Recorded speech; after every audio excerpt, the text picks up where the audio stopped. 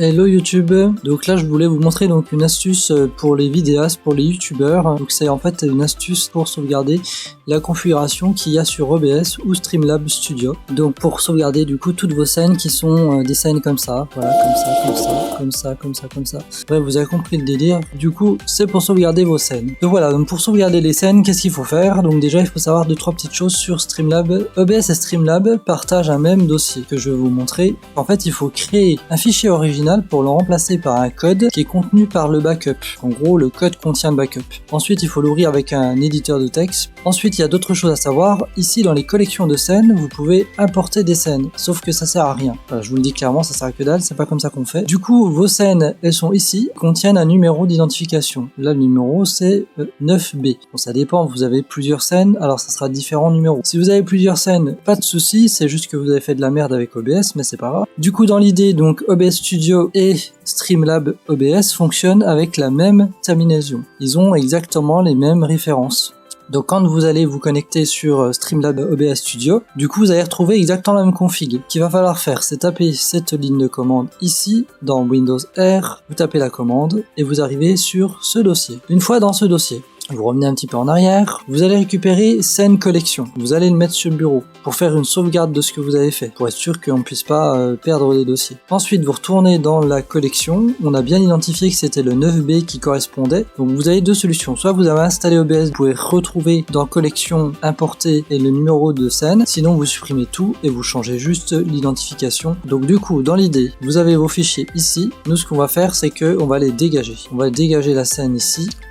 Donc à partir de là, on va fermer Streamlabs. Streamlabs, il va être dans les choux parce qu'il va plus savoir quoi et quoi. Et il va refaire un nouvel numéro d'identification pour dire ok, ma scène elle a disparu. Donc voilà, une fois ceci fait, vous arrivez ici, vous avez une nouvelle scène qui s'appelle scène, toujours, mais cette scène normalement, elle devrait être vide. Donc ce qu'il faut faire, c'est venir ici, vous faites supprimer la scène, vous faites oui. Vous cliquez sur la croix une fois, deux fois, les scènes ont été vidées. Vous venez ici, vous supprimez ceci. Maintenant, ce qu'il va falloir faire pour récupérer la scène, déjà il faut remonter OBS Studio, donc on redémarre Streamlabs ou OBS Studio, peu importe. Donc les logiciels fonctionnent de la même manière, il va créer donc des dossiers d'identification qui correspondent à votre scène. Donc là on ferme le logiciel, ça fait pas mal de manipulations mais vous allez voir c'est assez pratique. Donc là il a recréé un fichier JSON, donc dans ce fichier JSON, nous on va l'ouvrir, mais avant on va aller voir dans scène collection qu'on a sauvegardé au préalable. On récupère le code, donc en faisant donc copier. Et on va dans l'autre scène, on colle et on sauvegarde. Tout se passe bien, normalement vous devriez vous retrouver sur votre scène. Donc vous avez vos scènes qui sont ici. Vous avez les options que vous avez choisies et là c'est vraiment ce qu'il y a de mieux, c'est que du coup on peut même récupérer aussi toutes les configurations spéciales de tous les éléments de votre scène. Du coup c'est très pratique parce que ça vous évite du coup de reparamétrer vos micros, de reparamétrer vos filtres, les effets, ce que vous avez mis en transparent, enfin voilà, vous avez compris le délire. Du coup, le gros avantage de ça, vous pouvez mettre pause pour voir mes réglages si vous avez envie.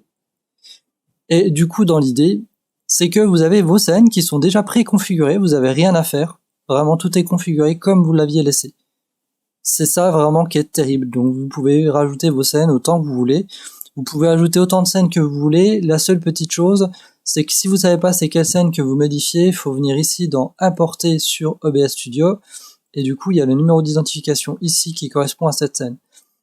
Dernière petite astuce que vous compreniez vraiment comment fonctionne le système.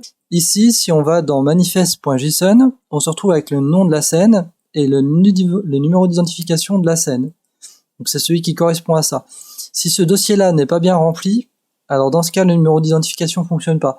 Mais si vous supprimez tout et que vous remplacez juste celui que vous avez modifié, généralement il n'y a pas de problème. Donc voilà, donc c'était une petite astuce sympa qui permet donc de récupérer les scènes sur OBS et OBS Studio et Streamlabs Studio. Voilà, ben je vous remercie, j'espère en tout cas que vous avez kiffé cette petite vidéo.